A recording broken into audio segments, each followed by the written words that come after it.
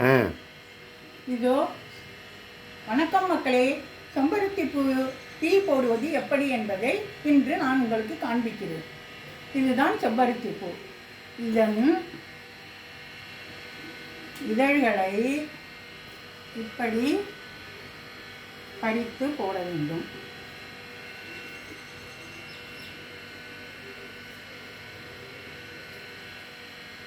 இந்த மகரந்தத்தை காம்பை எல்லாத்தையும் அவாய்ட் பண்ணணும்.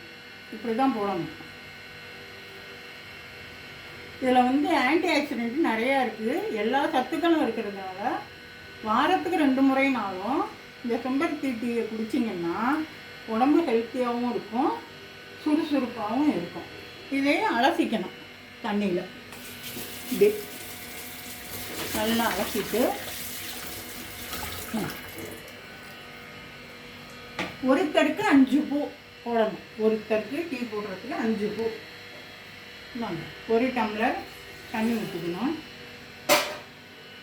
இந்த பூவல்லி அதில் போடணும்.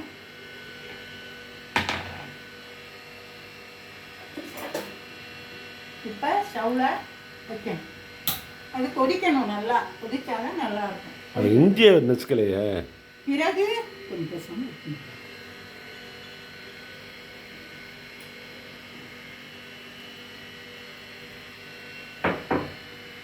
இந்த அளவு இஞ்சி துண்டு இதை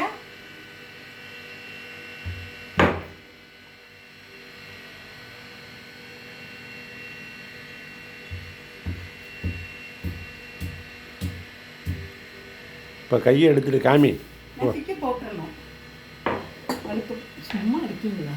நசுக்கி போட்டு திரும்ப என்ன செய்யணும்?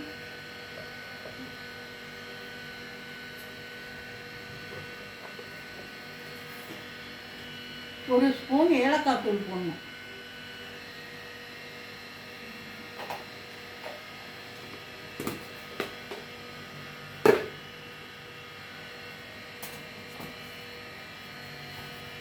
பிறகு நாட்டு சர்க்கரை ஒரு ஸ்பூன்.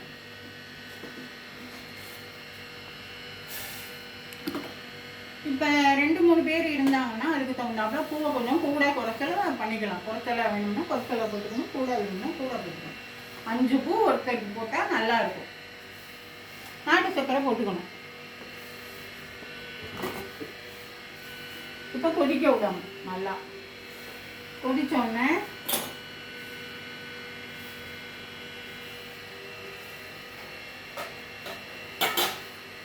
நல்லா கொதிக்குது.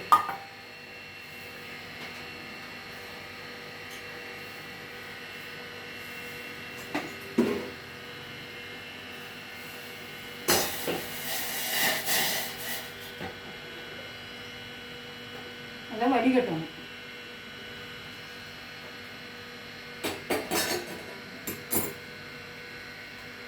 வடிகட்டிட்டு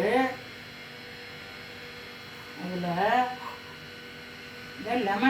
லெமன் ஜூஸு ஒரு 5 சொட்டு 6 சொட்டு ஊற்றணும். அப்போ அந்த கலரே மாறி செம்பருத்தி கலருக்கே வந்துடும்.